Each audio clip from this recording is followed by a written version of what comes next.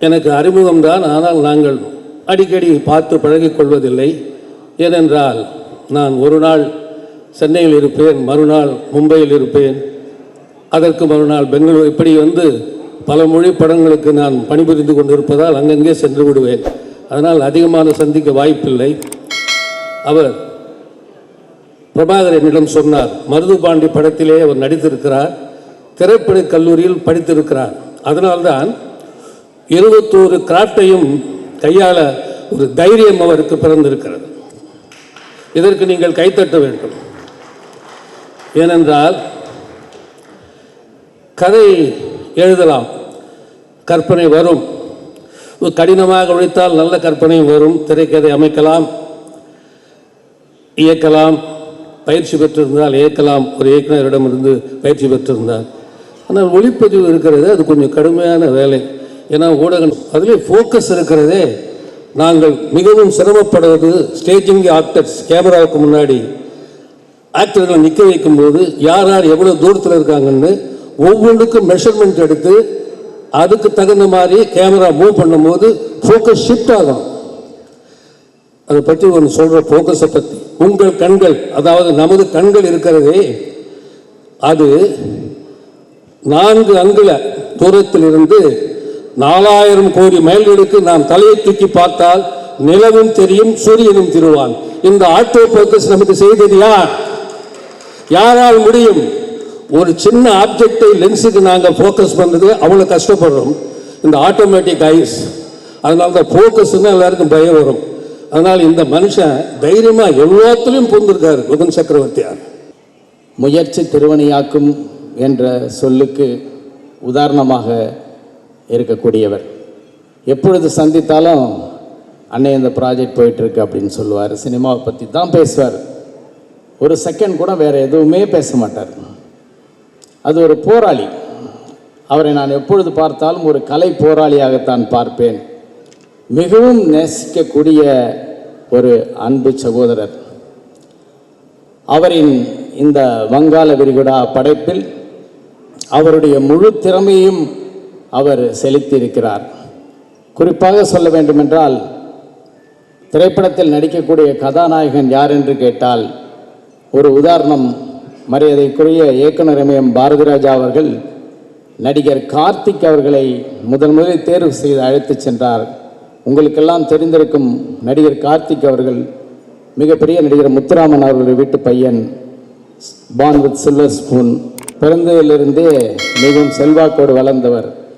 அவரை அழைத்து சென்று அவரிடம் பாரதிராஜா சார் சொன்னது, இன்னையிலேருந்து நீ ஒரு பஃபூன், குட்டிக்காரன் அடிக்க சொன்னால் அடிக்கணும், நீ ஒரு என்டர்டெய்னர், மக்களுக்கு ரசிக்க வைக்கக்கூடிய வேலைகளை செய்யக்கூடியவர், நீ பெரிய வீட்டு பிள்ளைன்றதை மறந்துடணும், இந்த கதாபாத்திரத்துக்கு நேர்மையாக இருக்கணும் அப்படின்னு சொன்னாங்கன்னு ஒரு மேடையில் கார்த்திக் சார் சொன்னார். இந்த மேடையை நான் ரொம்ப முக்கியமான ஒரு மேடையாக பார்க்குறேன். நான் வெற்றி பெற்றவர்கள் மேடையில் நின்றுக்கிட்டு வெற்றி பெற்றவர்களை பற்றி பேசுவது என்பது எல்லாருமே விரும்பக்கூடிய ஒரு மேடையாக இருக்கும். அல்லது நிறைய பிரபலங்கள் இருக்கிற மேடையில் நம்மளும் ஒருத்தராக இருக்கிறது, அதுவும் விரும்பக்கூடிய மேடையாக இருக்கும். ஆனால் இந்த மேடை ரொம்ப வித்தியாசமான ஒரு மேடையாக நான் கருதுகிறேன். அதற்கு ஒரு மிகப்பெரிய வாய்ப்பை ஏற்படுத்தி கொடுத்தது என்னுடைய மாப்பிள்ளை குகன் தான். ஏன்னா நான் பழகின காலத்தில் நிறைய அண்ணன் சொல்லி தான் நிறைய பேர்த்த சினிமாவில் கூப்பிடுவேன். நான் அதிகமாக மாப்பிள்ளைன்னு சொல்லி கூப்பிட்ட கேரக்டர் குகன். நான் பார்த்த கிட்டத்தட்ட 15 வருஷத்துக்கு முன்னாடி நான் பார்த்துருப்பேன்னு நினைக்கிறேன். அந்த கணத்திலிருந்து இந்த கணம் வரைக்கும் அவர்கிட்ட இருக்கிற அந்த உற்சாகமும், அண்ணன் பிரபாகரன் சொன்னது போல் அந்த சினிமா மேலே உள்ள காதலும், அவனை ஒரு நாடோடியாகவே இந்த சினிமா பல காலகட்டங்களை தூக்கி எறிஞ்சிருக்கு. ஆனால் இவ்வளோ காலம் அவளை இதெல்லாம் சலித்து இந்த மேடைக்கு வரத்துக்காண்டி அவன் பட்ட சிரமங்கிறது எழுத்தில் எழுதவே முடியாது. ஆனால் எப்போதுமே அவனுடைய முகத்துலேயும் சரி வார்த்தையிலையும் சரி சோர்வு வந்ததே கிடையாது. அப்படி அவன் இப்போ அண்ணன் சொன்னார், ஒரு தண்ணீர் கதை சொன்னார், சல்லடையை தூக்கி எறிஞ்சோன்னு நிறைஞ்சிருச்சுன்னாரு. ஒரு ஜப்பானிய பழமொழி ஒன்று இருக்கிறது, தண்ணீரையும் சல்லடையால் அள்ளலாம், அது பனிக்கட்டியாகும் வரை பொறுமை இருந்தால். அந்த பொறுமை தான் இன்றைக்கு இந்த மேடையை குகனுக்கு கொடுத்துருக்கு. நம்மளால் இன்னைக்கு ஒரு துறையிலேயே நம்ம ஒரு துறையில் வேலை பார்ப்போம். அந்த துறையில் இருக்கிற வேலையவே எங்களால் சரியாக பார்க்க முடியல, ஐயோ எனக்கு டென்ஷன், ஐயோ பிரச்சனை, என்னால் எதையுமே செய்ய முடியல அப்படின்னு ஒரு சின்ன சின்ன விஷயத்துக்கே நம்மலாம் பயங்கரமாக எமோஷனல் ஆகும். நமக்கு நிறைய டென்ஷன் இருக்கும். அப்படிப்பட்ட இதே காலகட்டத்தில் 21 துறைகளையும் சிறப்பான முறையில் ரொம்ப அழகாக படமாக்கியிருக்காங்க. நம் அனைவருக்குமே மாதா பிதா குரு தெய்வம்னு சொல்லுவோம். அதில் குகன் சக்கரவர்த்தி வந்து நான் பல ஆண்டுகளாக அவருடைய நட்பில் இருக்கின்றேன். இன்னொன்று என் அண்ணான்னு தான் சொல்லுவார், நான் தம்பின்னு தான் சொல்லுவேன். இந்த படம் பல நாட்களுக்கு முன்பு எடுக்கப்பட்டது. ஆனால் சில பேருக்கு இந்த ஆன்மீக கலையில் இந்த சினிமா ஃபீல்டில் இருக்கிறவங்களுக்கெல்லாம் ஒரு பெரிய எந்த ஒரு பேக்ரவுண்டும் இல்லாமலும் அவங்களுடைய முயற்சி, அவங்களுடைய வெற்றி காண்பது எப்படின்னா, சிநேகன் ஐயா எப்படியெல்லாம் இந்த சினிமா துறையில்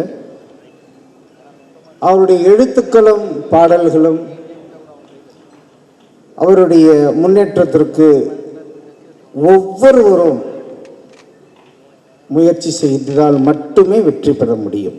இந்த 5 பேரையும் ஒரே போஸ்டரில் கொண்டு வரணுங்கிறதுக்கு மட்டும் யோசித்த படம் தான் இந்த வங்காள விரிகுடா. அதில் வந்து கிழக்கே உதிக்கும் சூரியனை கடவுளாக நினைப்பதுண்டு, உச்சியில் இருக்கிற சூரியனை பல பேர் வெயில்னு திட்டுவதுண்டு, மறையும் பொழுது சூரியனை மனசார ரசிப்பதுண்டு. சூரியனுக்கே அந்த நிலைமை, மனுஷனுக்கு நிலைமைங்கிறது இந்த படத்தோட கரு.